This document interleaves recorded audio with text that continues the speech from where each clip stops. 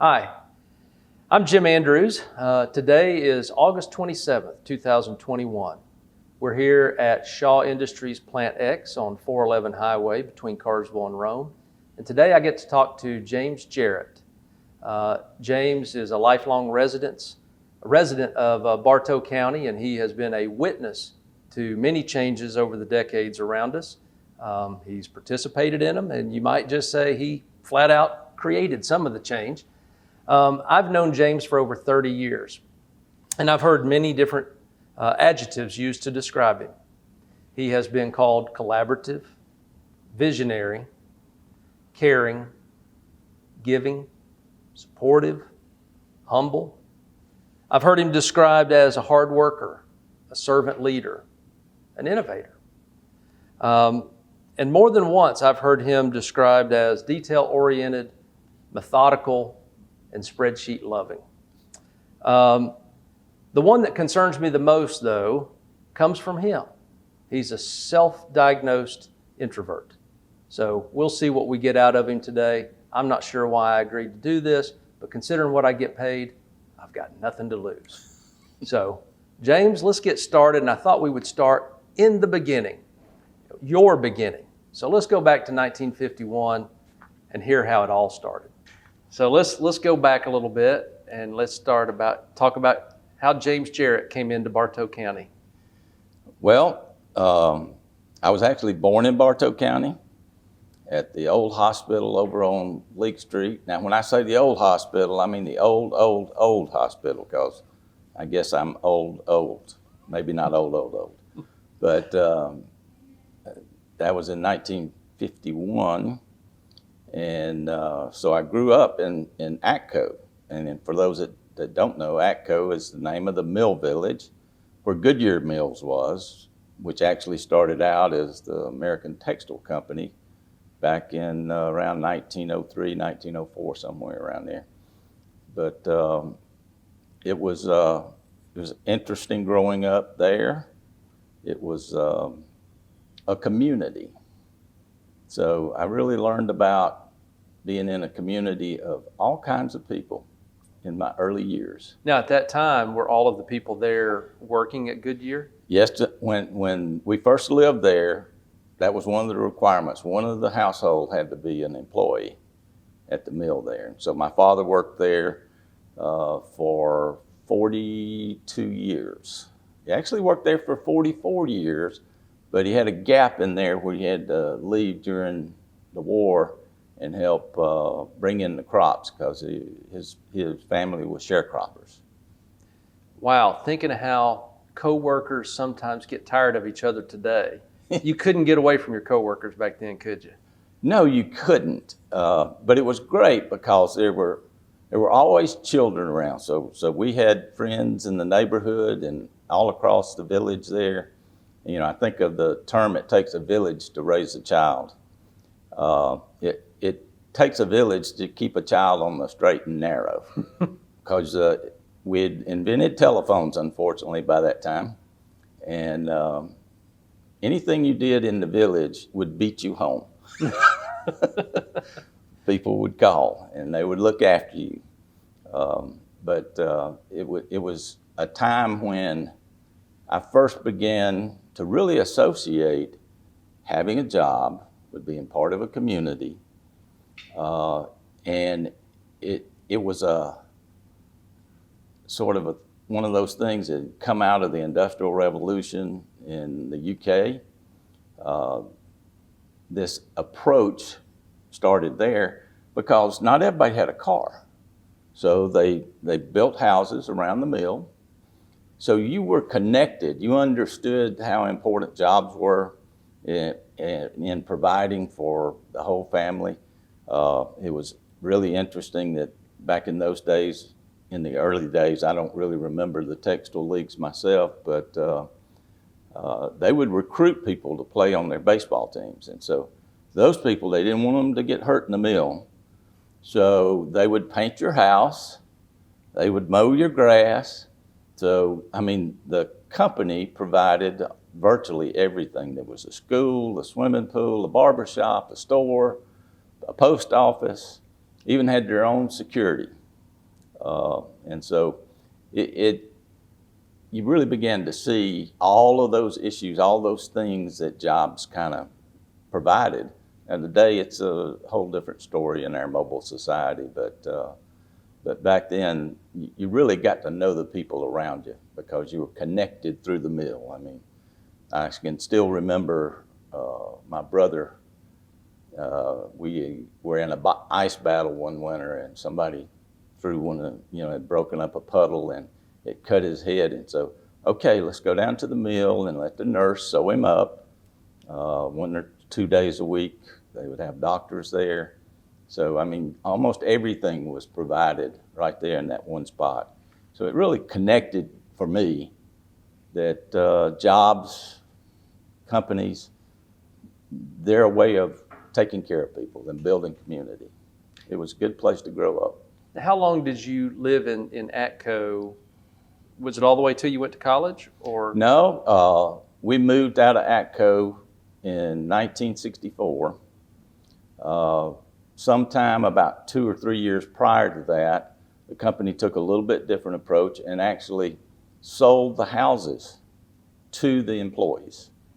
And then the employees started taking care of their own maintenance and that sort of stuff. But we built a house out on Grassdale Road. My mother still lives there.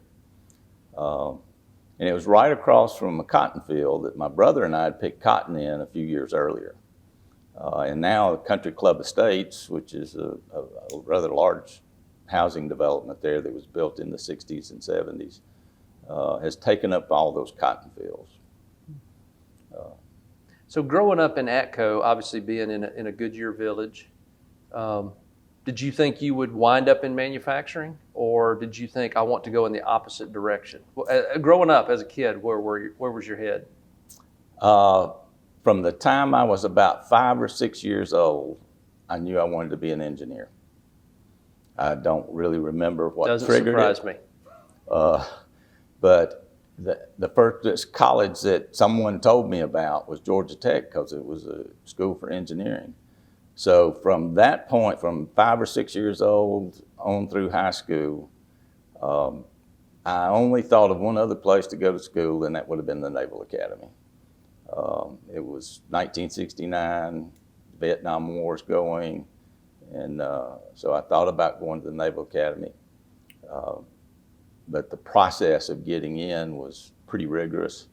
And by that time, really, as a senior in high school, I'd signed up for the Navy Reserves. But I only applied to one college, Georgia Tech. Okay. Well, let's head to Georgia Tech. So obviously you put all your eggs in one basket. It worked out for you. Now tell me about your time at Tech. What did you major in at Tech? Well, I started out majoring in physics. No, I take that back.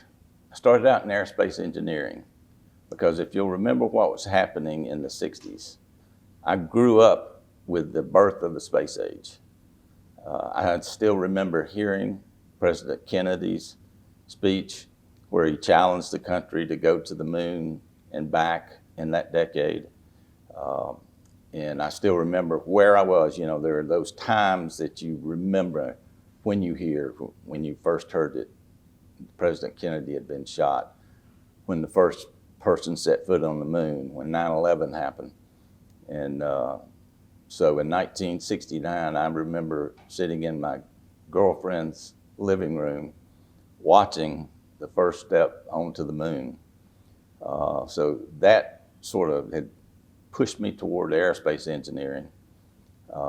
And shortly thereafter, things started spiraling down, and I really enjoyed physics, so I went to physics. I'm like a lot of Georgia Tech students. We went through a few majors just to find what was right for us. And after 2 years in physics, majoring in physics, and I'm looking at the job market, I said, I really don't want to have to get a master's degree to get a job. So I looked for another place to go that still had a strong engineering core, but also brought in sort of the human element. And so industrial engineering ended up being the place for me. And quite frankly, it was more of a generalist, but it provided a great opportunity in terms of learning not only about engineering, but about finance and economics and social structures and those kinds of things. So it was a great start for my career. Now, so you mentioned the Navy Reserves. You were in the Navy Reserves all through school? Yes, 6 years. It was a great part-time job. Like I said before, I didn't have enough money to go to school full-time without working. And so once a month on a weekend, 1 weekend a month, we had drill, and 2 weeks out of the year, we had to do active duty somewhere. And I usually tried to pick places like Jacksonville, Florida, and Pensacola, Florida. Unfortunately, it was Jacksonville in the winter, and that's about the coldest I think I've ever been.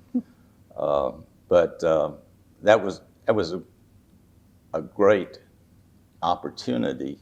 One of the things that we were talking about with some folks earlier is that I became a photographer's mate in the Navy. And so I've been doing photography for 50 years as a hobby. And I actually did weddings, shot weddings while I was in school to make money, and did all kinds of odd jobs to do that. And the hardest work I've ever done is wedding photography. I'll never do it again. I bless those people who do. Stakes are high if you get something wrong there, aren't you? Oh, yes. Yes, and back in those days, there was no digital. So you didn't know what you had until you got the film developed and printed. But, you know, I had one of the other jobs that I had while I was in school was I was out of school for a while, and I worked at the Tribune here in town. And I still remember Mr. Fleetwood, John Fleetwood, gave me a job, and he understood I needed to go back to school. So he put me in a small room. They hadn't smelted down their lead for their lead type machine for probably, I don't know, 5 or 10 years it seemed like. So for a month, I smelted down lead and cast it into ingots. I got through with that. He gave me another dirty job.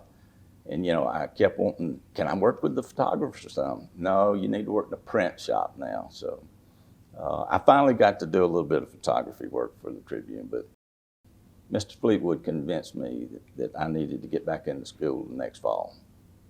He tried to show you that you don't want to work here, right? Yeah, he did. He did a very good job of it too, by the way. Yeah. So let's talk about, you come out of tech, you're an IE now. What kind of career did you hope to get into, and what was the job market like? And well, you know, I had switched from physics because I wanted to be in a role in a major where I could find a job. And when I graduated from tech in 1974, in December, interviewed with lots of places, but we were in the early stages of a recession at that time, and actually had, you know, these mill trips and visits, and had an offer for a job that got retracted at the last minute. And the people who were getting jobs, and this was during the first sort of oil embargo where OPEC was raising prices and price of gasoline was going up and everything was slowing down. And the people that were getting jobs were physics majors because the companies, oil companies, were taking them and converting them into geophysicists looking for oil, you know, trying to use new techniques to find oil. So, you know, that didn't work out so well. A friend of mine who graduated in March, he and I were doing odd jobs again around Cartersville, working for the recreation department, different things. And one of our old baseball coaches lived in Macon and worked for Allied Chemical down there.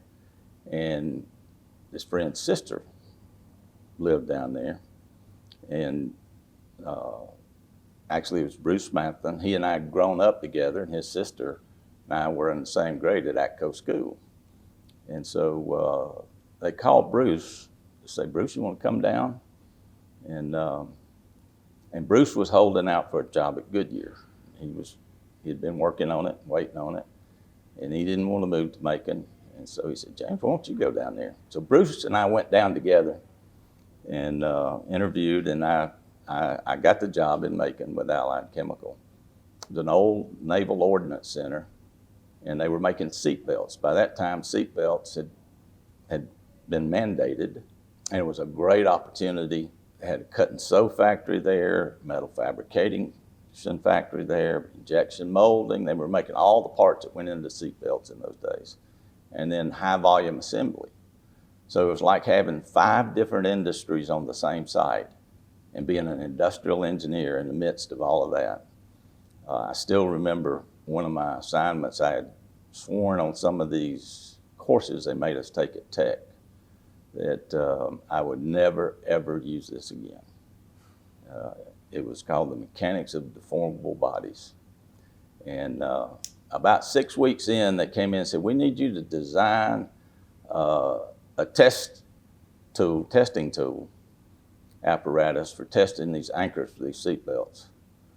And I had to go back to my apartment and get my book on Mechanics of Deformable Bodies to complete that assignment. But it was really a great start to my career because of getting to see and participate in 5 different types of manufacturing processes all on one site. How long were you there? I was there for 2.5 years. Okay. Started in May of '75 when we started coming out of the recession, and was there until 1977 when I came to work at Shaw. Okay. So Shaw brought you back to Cartersville. Yes. Was Shaw here when you left Cartersville? I'm trying They to remember were. the I timing. actually did interview with Shaw at that time. We're still calling it Philadelphia Carpets, and did not get the job. And so I ended up in Macon, and the guy I'd interviewed with, Larry Milam, saw in the paper that we were closing the plant in Macon and relocating it to Knoxville, Tennessee, where we had another plant up there, Allied did.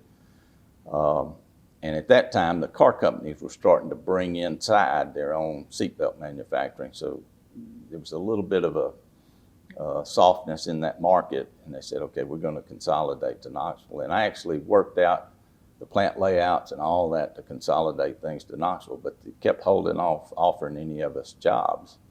And Larry Milam saw a blurb in the paper about that plant closing. And so Larry called me and said, you interested in coming back home? And I said, yeah, maybe. And my wife, Becky, had graduated from Auburn with a degree in speech pathology, did not have a job in Macon. And we had to go to Knoxville one weekend. It was the weekend that Star Wars premiered.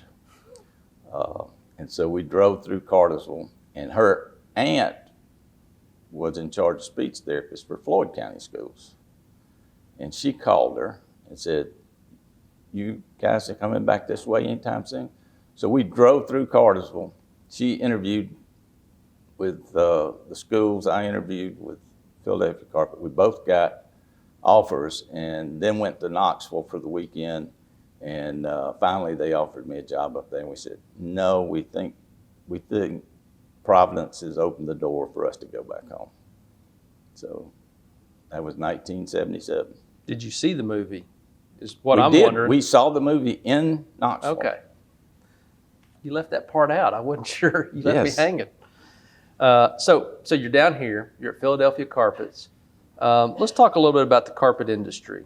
And obviously at that time, I guess it was still very much fragmented, a lot of little companies. But it was taken off, right? I mean, the carpet industry really... Yeah, the carpet industry came out of the 50s once tufting machines had moved from making bedspreads into making carpet. And the 60s and early 70s were real growth years for carpet. And primarily residential carpet. It was Shaw Industries by the time I got here, or right about that same time. I guess Shaw Industries had already been formed. But the industry I can remember covering the hardwood floors in my mother's house that we built in 1964, come back and put wall-to-wall carpet in. It was the luxury item for your home at that time. And it just grew very, very rapidly. And Shaw Industries in the 70s, late 60s, 70s, early 80s, and grew with it. And then by late 70s, going into the early 80s, we had a recession in 81 to 82. And the thing that we did at Shaw and our leadership in it was that we really focused on being well-financed, very careful with things. And so coming out of recessions, we had the financial ability to actually pick up companies that weren't well-financed. And so a lot of our growth, where we did acquisitions and started consolidating the industry, came in during or slightly after recessions, as the market takes back off and people aren't financed well enough to build inventories. So several of the acquisitions that Shaw made for that type of growth, we've had both organic growth internally and then acquisitions came at the end of or near recessionary times when other companies, smaller companies that weren't as well financed, just struggled. And so, we went through several acquisitions. Probably the biggest early one was when we bought Cabin Craft. That was 1988. It was West Point Pepperell's carpet and rug division. And they had shortly before that bought Stratton, which was here in Cartersville. Stratton Industries over on Rockmart Highway, our plants, or I guess Highway 62, 113. So that plant's our Plant 13, and it's been part of us since 1988. And then there was Salem and E&B, and the whole industry started consolidating, and it was getting down to the two largest were Mohawk and Shaw. And so that growth picked back up in the late 80s. We had the savings and loan crisis that started in the late 70s and actually ran all the way through the 80s. It was the first big financial crisis in my lifetime. My parents, Fred, Neville, and Jarrett, were both born in 1928. So as children, they experienced the Depression. That savings and loan crisis and seeing people lose their homes, interest rates 16, 17% on mortgages. A lot of us learned that we needed to be careful about things, and so it really slowed not only the building new houses, but it also slowed the sale of older homes. One of the things that was interesting is that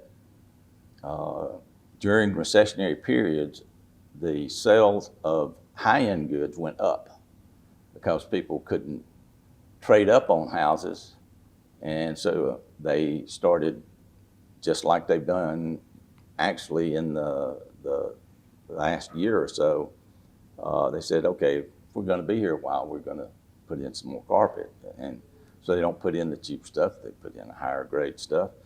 And coming out of the pandemic, what we've seen is the residential business has come back really, really strong, because all of the folks that are working at home, they say, okay, we could make our home environment a little better. And so that's been an interesting aspect of this pandemic. But the growth really in the 80s, late 80s, Shaw Industries was on the stock market by then, and they were, not yet, if not the fastest growing, one of the top 10 fastest growing companies on the market. Now during that time, somewhere in the 80s, Cartersville version of Shaw Industries sort of transitioned from residential to commercial, didn't it? It did, and as the residential business cooled off during that savings and loan crisis, and in particular in the middle part of the 80s, the commercial business, carpet business, was continuing to grow. So Mr. Shaw, who in late 70s, early 80s, had said, I want to get out of all the pre-dyed yarn business, got all this dyeing equipment, and so we basically exited the commercial carpet business early 80s, probably 80, 81.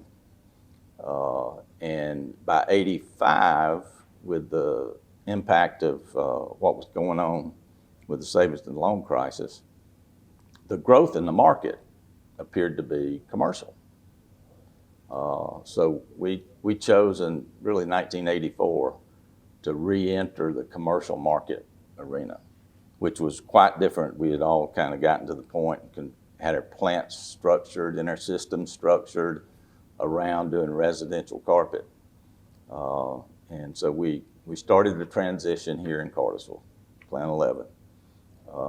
Across from Home Depot. Across from Home Depot, yeah.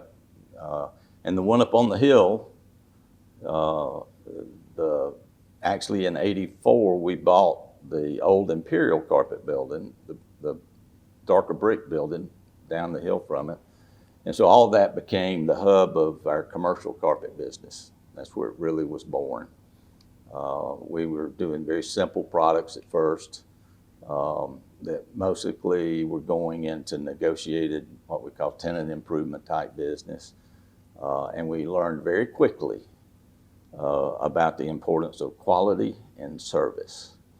I still remember going to Mr. Little, Norris Little, who was our executive vice president at the time, to his office with Chester Chafin, our quality manager for commercial, and him talking about tattooing those two words on certain parts of our bodies, let's say.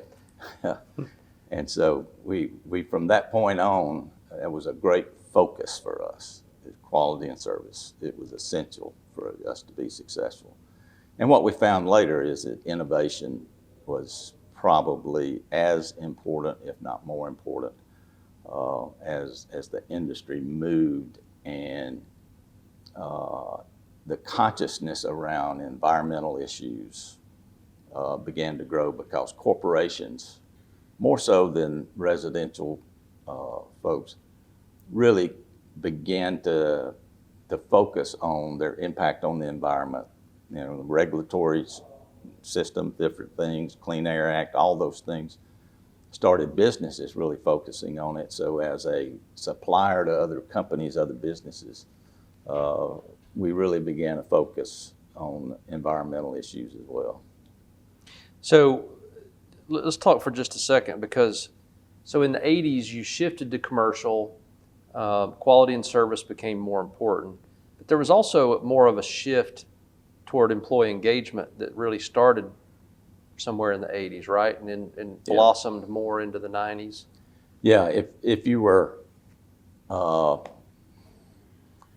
go back and read about industry, manufacturing in the 70s and 80s, the fear in this country, and it's really interesting that, it started with Japan. Japan was producing really great products. And when you think about history and go back a ways, right after World War II, products from Japan were thought of as just being, low quality, not anything that you really wanted to buy. Made in Japan, really people shied away from. But it was a guy named Deming who was an American and had started a movement in this country around statistical process control, quality control, all those things, and employee engagement. And so Deming went to Japan, and there's where he really became famous. And the Japanese embraced it And so by the 80s, I mean, they were making the highest quality products in the world. And people in America were afraid, all right, how are we going to compete? And I still remember our first employee engagement type activity was quality circles, which was, okay, if you have a quality problem, get some people out of the plant that are doing the work and see what happens every day, put them together with some engineers, and over time attack those problems. And we tried quality circles, and it didn't seem to fit well with our culture exactly. And so we discovered this company in Florida, Phil Crosby and Associates, and he was a very well-respected authority in the quality world. And still remember 1985 going to Winter Park, Florida to Quality College.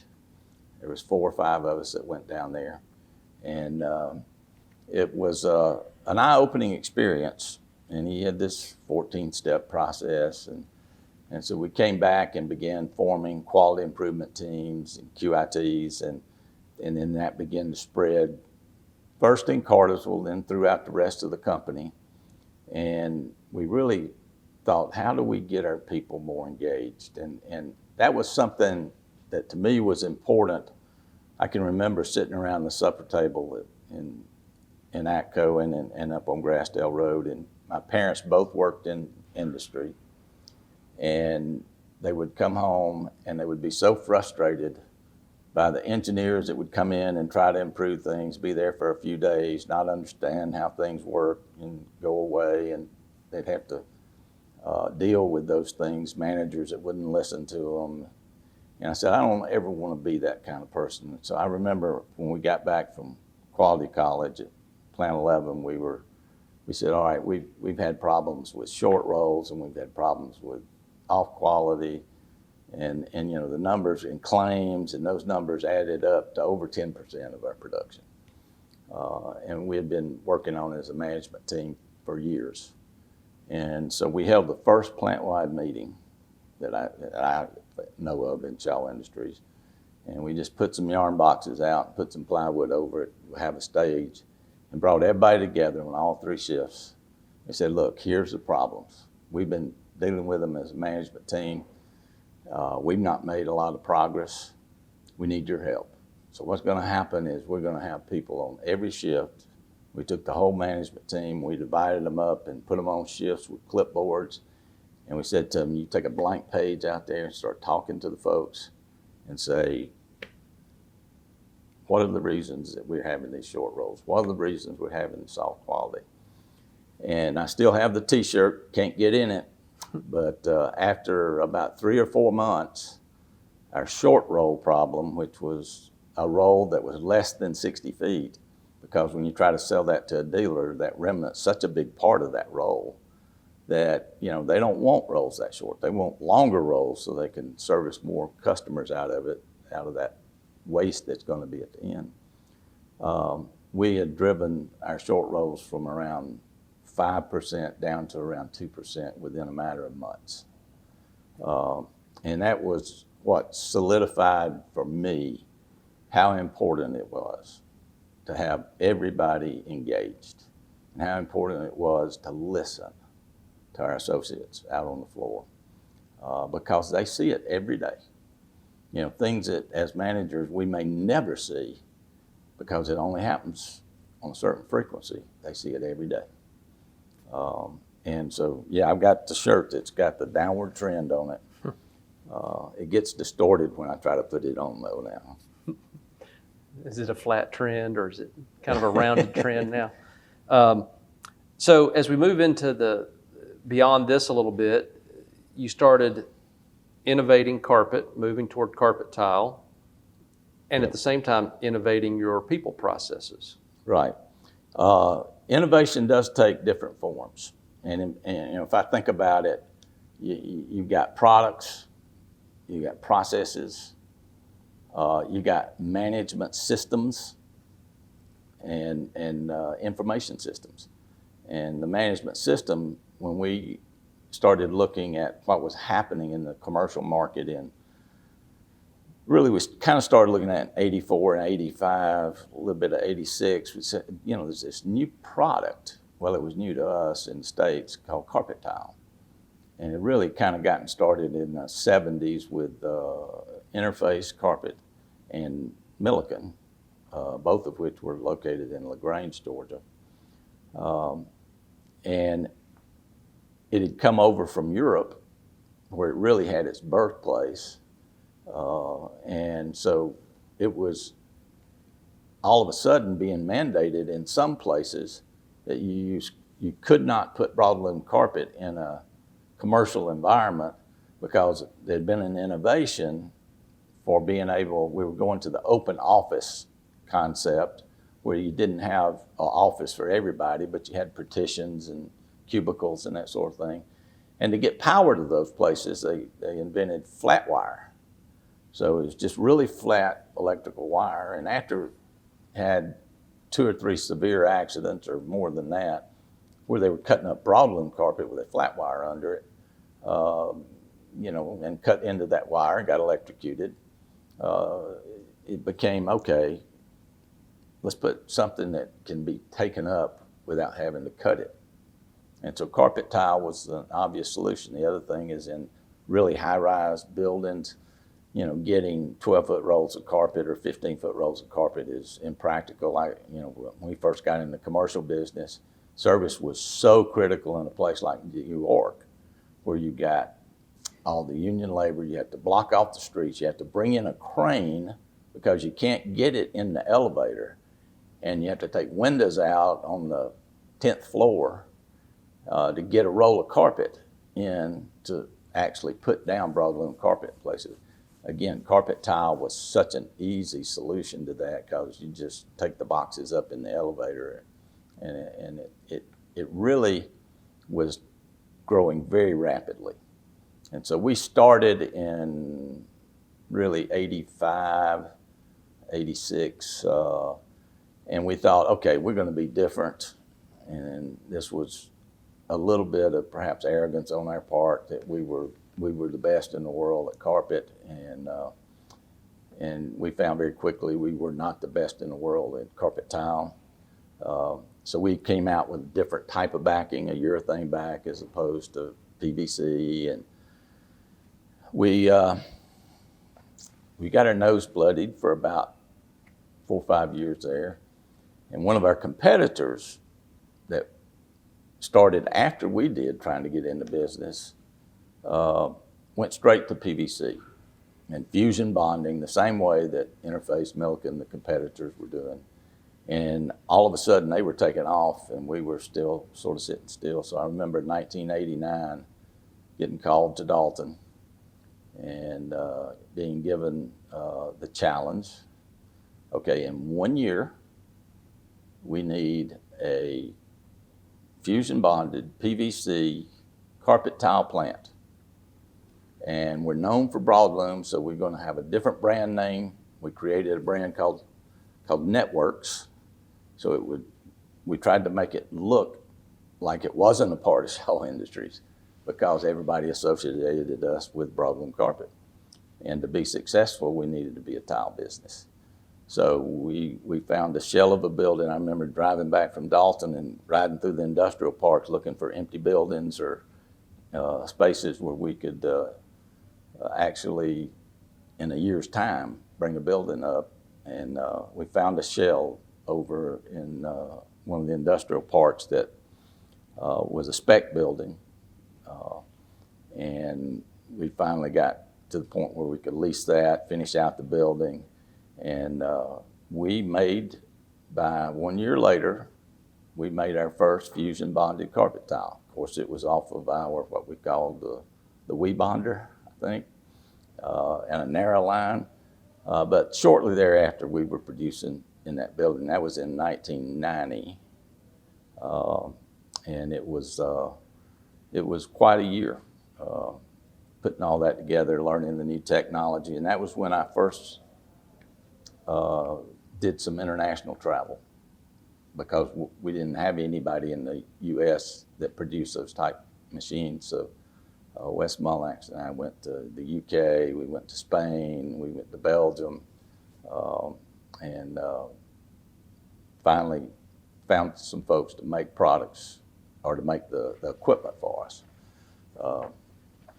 And so it was the start of a new challenge, and we knew that technically it was a harder product to make because of all the stuff we'd really been through in the late 80s. And one of our plant managers, Jeff Siggers, he said, you know, we need to take a new approach at in how we manage with this new facility. We need to take a team-based approach, a self-directed work team approach, where we can really build the strength on every shift to be able to make decisions rapidly.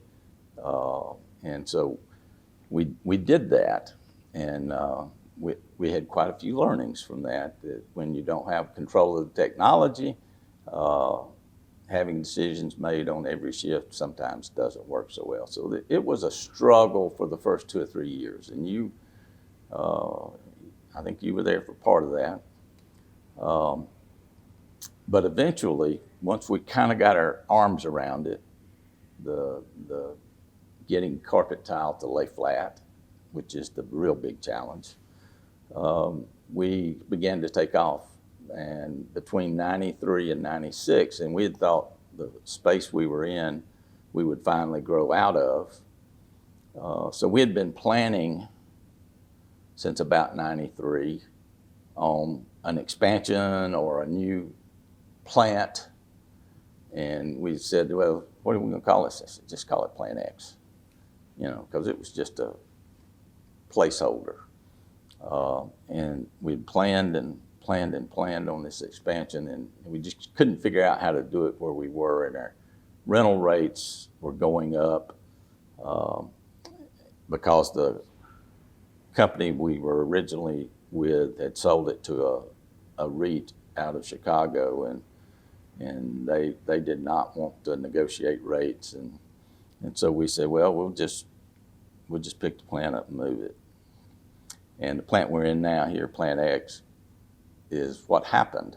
It was, again, one of those challenging times. We went through several iterations, and we finally got senior management to approve it the day we brought the bulldozers on site here. And that was my first real introduction to economic development, because as we were doing the site location, you know, search for that, the Chamber of Commerce here basically was handling economic development at the time, and the president is actually the one who pulled together all the parties between the city, the county, and the landowners. There was 2 or 3 different landowners for this site, and so she's the one who actually helped negotiate the deal for the land that we needed here on this site, and helped with there's a water tower across the road here, and was sewer run out here, and so all the things we needed, the infrastructure, it was a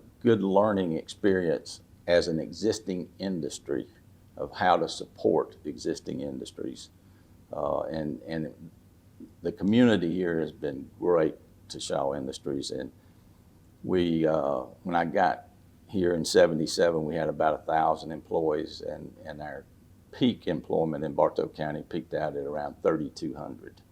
It's down some from that now, but you know, we've grown with the community, and the community's been there with us every step.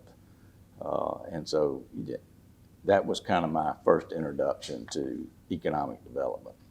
Yeah, and I'm glad you brought that up, because really it wasn't the end, was it? I mean, you've had a pretty deep relationship with economic development here in the county. Yes. Elise, I won't give away her last name, was the president of the chamber at the time, and she was so helpful. And so they came to me in 1998 after we'd moved into this building and said, James, would you consider being chair of the chamber board in 1999? So I went on as upcoming chair and spent that year involved with the chamber, and then in 99 as chairman of the board. And we kind of had multiple focuses. Chamber was really focused on supporting education, existing industry, industrial recruitment, economic development of all kinds, and small business support. And so it was, again, a good opportunity to begin to see how all these pieces fit together.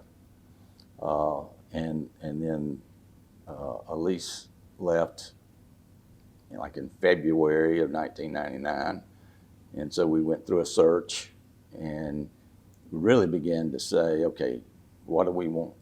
How do we want to structure things at the chamber? How do we want to structure economic development? And we hired someone and then hired an economic development director. And so that was when I really got to thinking in terms of what all's involved, what kind of abilities do we need, what kind of leadership do we need to be successful at it, because quite frankly, we weren't being successful at it, and we went through a period from about 2000 to 2005 where we were losing a lot of industry in Bartow County. Goodyear had closed by that time. And just a little aside here, when we built Plant X, talked to our folks about doing this, one of the things we said to them is, look, we want to build a plant that'll last 100 years and provide jobs, good jobs, so that if we have two people working there from the same family, they can afford to own their own home, raise their children, send them to college, and then have a little bit left for retirement. And so we really started focusing on how to get all of that done. And so it was a period of time there where we started losing that industry. First, it was Union Carbide, which had gone by many names since then, Glad and Clorox, Goodyear. There was several smaller companies, but I think we tallied it up, and it was, a couple of thousand jobs just over that 5-year period we had lost out of Bartow County in industry. Of course, the service economy's growing all across America at that time, and we were losing manufacturing industry all across America during that period. But we really said, why are we not being successful when there were other communities in Georgia being successful at bringing in new industry? So we'd had consultants in, we met with state folks and said, give us a checklist of things that we're not doing well. And I just remember the frustration. I look across the street at the dirt hillside that a person that at one point owned that and a lot of other property that could have been industrial property. It was very difficult to sit down with a potential existing industry growth or new industry and not be able to get a hard price on land, not be able to know whether and when we could get infrastructure there. So there just wasn't enough forward planning. And at one point, the city of Carsville had their economic development group. There was economic development in the chamber. There was economic development group in the county. And people coming in didn't even know who to talk to. And the state said they need one person or one organization. And so in 2004, and I'll give our Mayor Sam Smith credit for it. He and Clarence Brown, who was county commissioner at the time, said, okay, let's form a group, which ended up being the Bartow-Carsville Joint Industrial Development Authority, where there's 3 members appointed by the county, 3 by the city. The city and the county jointly fund the Economic Development Office, an organization. It was housed at the chamber for many years. It's at the Clarence Brown Center now. But we took the lessons that we learned from people at the state, from the consultants, from our mistakes in the past, and really tried to meld all of that together. And so now we have that one-stop shop. We have an industrial park where the community controls the land. We have other sites where we have good relationships and can get decisions made quickly, because that's what people are looking for when they're looking where they want to go. And we've had pretty good success since you started that, right? We have our first and largest success with that group was bringing Toyo to Bartow County, which was a controversial thing because people that had been around tire plants of different eras did not want that type of facility here. I still remember going down to Albany, Georgia, because I was concerned. These people were my friends. So I was kind of in a balancing act here. How are we going to impact their lives? And so we took a trip to Albany, Georgia, where there was a tire plant that had closed and another company had bought the plant and reopened it. So we just went to the front gate and started walking across the street, down the street, knocking on doors, talking to people. What do you think about the tire plant here? And we got things from, man, we're so happy that it reopened. The jobs there are great. They pay wonderful. Well, any problem, any noise, smells, anything like that? No. I remember going into a convenience store and two gentlemen in the corner were playing checkers. And I asked them what they thought about it. And one of them looked up and he said, well, if you don't look up and see it, you don't even know it's here. And so that gave me some comfort that, it really was disruptive to some of the people right there in that neighborhood. I agree with that. But Toyo has been a great addition to our community here.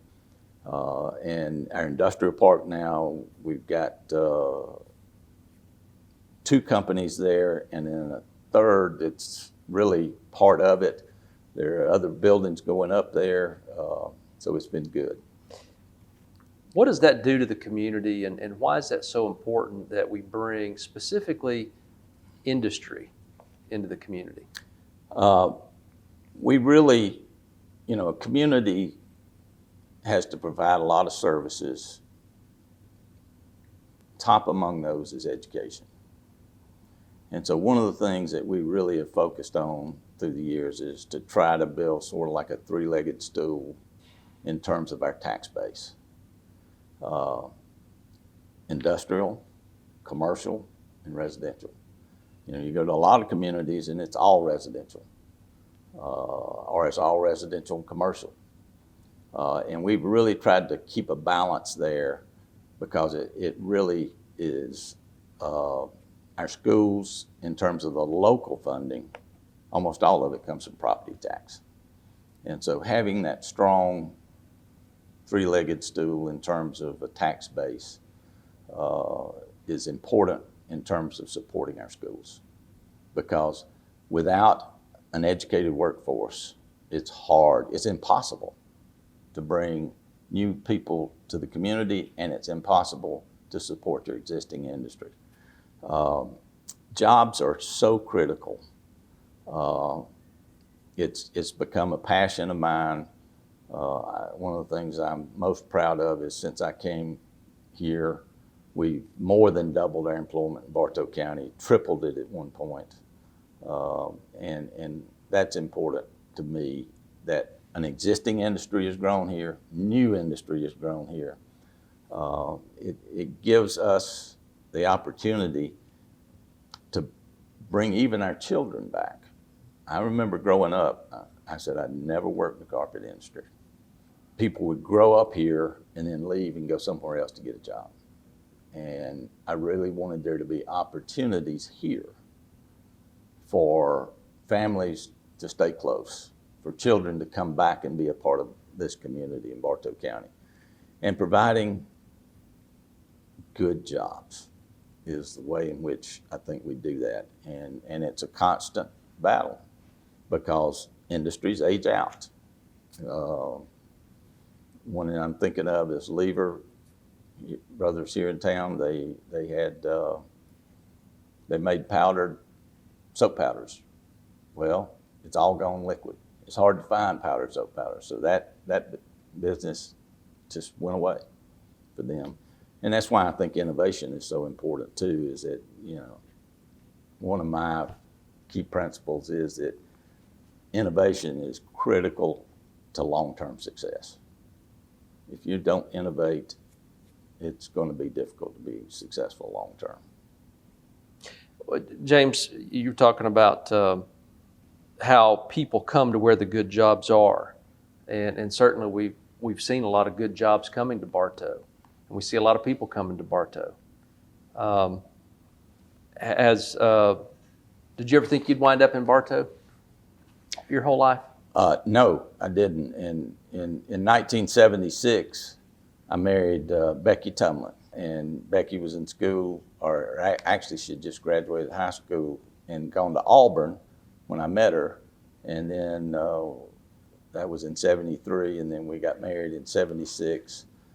We have 2 children, both boys, Adam and Andrew. And we named the first one Adam so we could remember he was first. They are close. They're not in Bartow County. But Becky and I, who never thought we would come to Bartow County to live, we thought we would be somewhere else. We did find good jobs here. And that's why that's been, an important part of my thought process, is that we've been able to be around family. So we've been able to stay close to family. We've been able to stay involved in a community that we grew up in and that we know well. We've been involved in the church, first the church that Becky grew up in, and then a church that grew out of that church. So I really have an appreciation for people being able to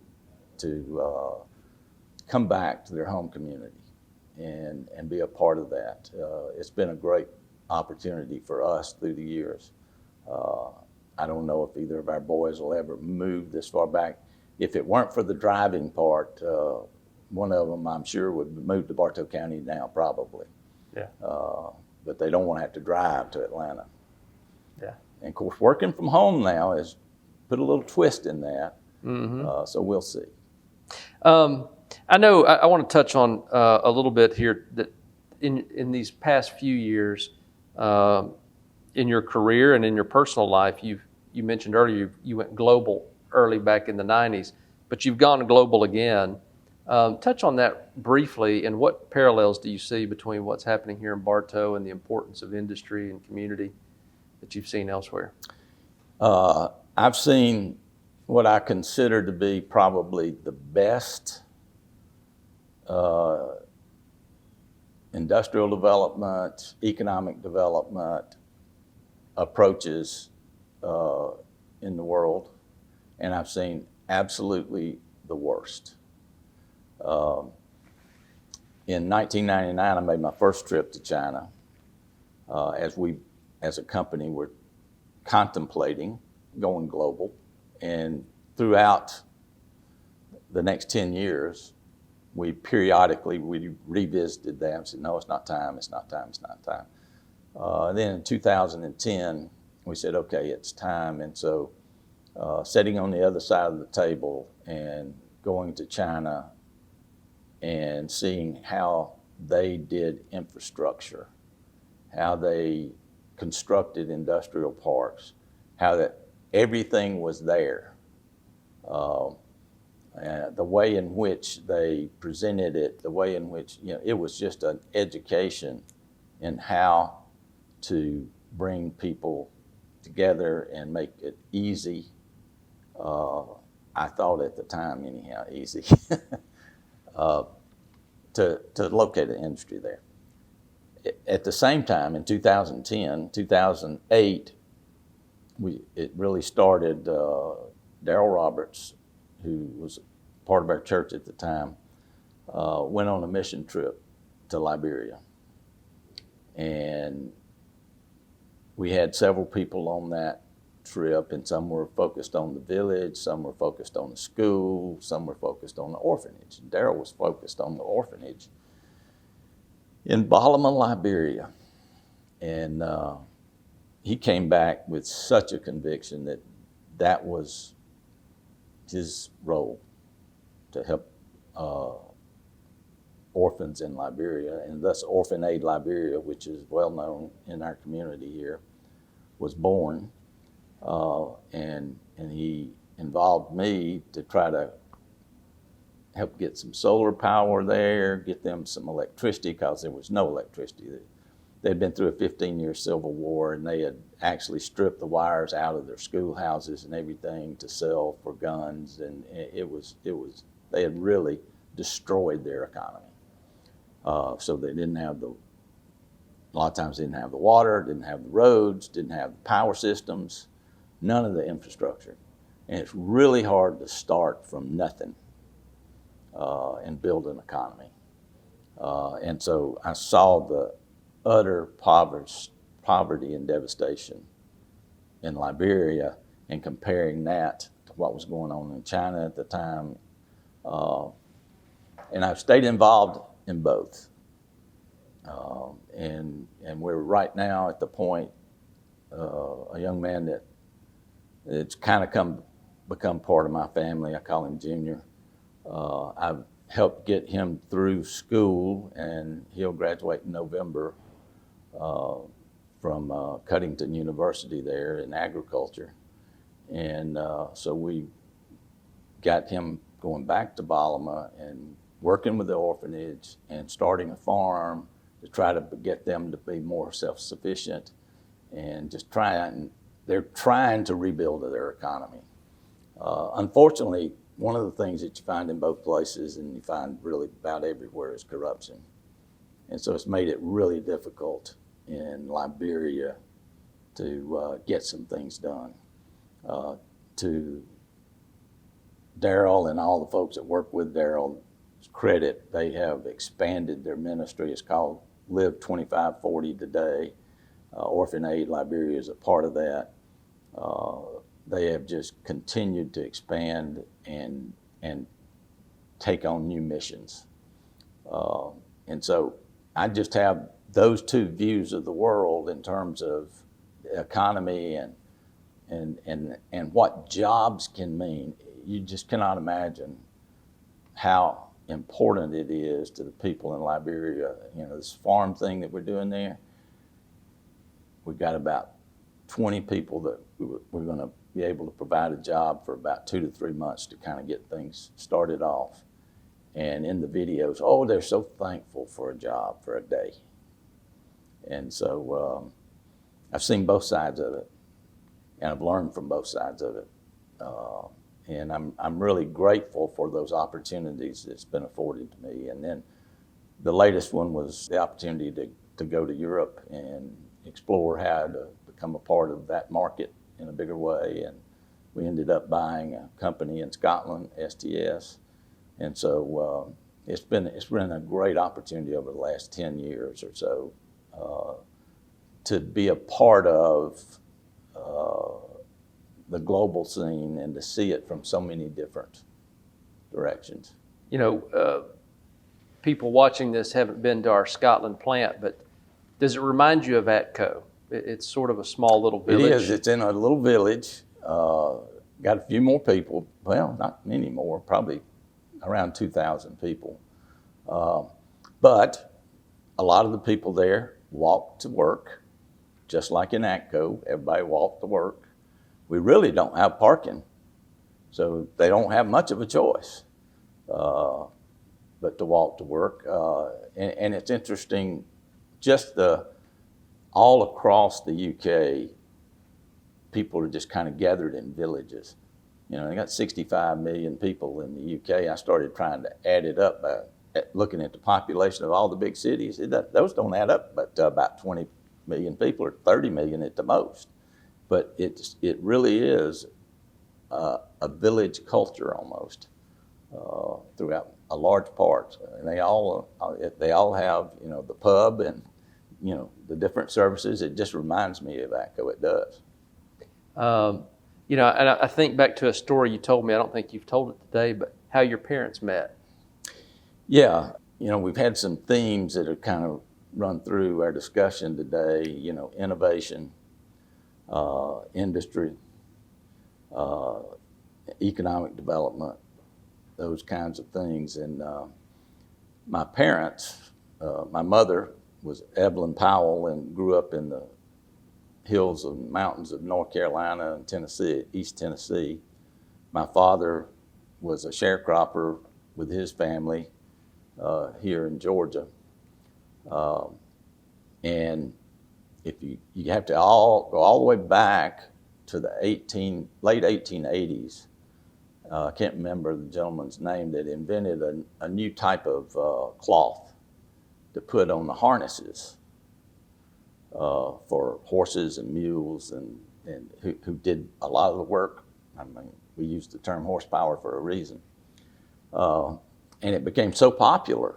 It was an innovation that was so popular that he soon ran out of the capacity to make it. And so he put ads in papers across the southeast, looking for a place to put a plant to make the cloth for these harnesses or these collars. And so a guy named Paul Gilreath from Cartersville answered one of those ads, and they communicated for 2 or 3 years, and this was late 1890s. And so they decided to establish the plant here near Cartersville, and it was the American Textile Company, thus ACCO, and eventually became Goodyear. Well, my dad went to work there around 1944, had to stop for a couple of years, or a year or two during the war to help with the farming aspects, and then went back in about 46 or 47. My mother worked with her father. Her and her sister worked with her father. He had bought a truck with an entrepreneur, and so they were cutting pulpwood and other timber. And my mother had gotten tired of pulling a crosscut saw. Imagine that. And so she moved. She said, I'm going somewhere else where there are good jobs. She wanted one of those good factory jobs. And so her and a cousin of hers and her cousin's wife came to Cartersville. I don't remember how they actually come to find out about Goodyear, but she went to work at Goodyear. And I can remember her talking about working third shift, and it was so hot during the day in the house that they would sleep under the shade tree outside working third shift. But she worked at Goodyear. My dad was working at Goodyear. My dad actually was the dolpher on her spinning frames that she ran. My dad also, kind of in that entrepreneurial mode, bought a car. But to make the payments on his car, he had to start hauling riders. Because here again, some people that worked there didn't live, in the village. So she was one of his riders. I don't know if she ever had to pay or not. I really, he would never tell me. But that relationship, that innovation, which brought that factory to Georgia, which brought those jobs here, which attracted my mother out of the mountains, brought my parents together. And without that, I wouldn't even be here. So you might say I was destined to be part of industry and economic development and innovation. Well, you've lived up to it, James. You have lived up to it. Well, James, I want to thank you today. I don't know if there's anything we didn't cover. I mean, there's a lot you've done. There's a lot we haven't covered. I'll just say that. But anything that you wanted to cover? specifically. So I appreciate this time with you. Nothing other than to say thank you to the people in this community, the leadership in this community that have built the foundation over decades. As I was president of the chamber in '99, I started studying the history because we were turning the century over. And I really come to appreciate the people that came before us and the people that have been a part of my life here at Shaw Industries and in this community for the last 44 years. Well, James, I want to thank you for your time today, but more importantly, I want to thank you for your many, many years of service at Shaw and with the economic development and the Board of Education and your work at church. You truly have been a hard worker, a tireless worker, and your efforts are shown all around the county. And I want to thank you for that too. Thanks, Jim. Thanks.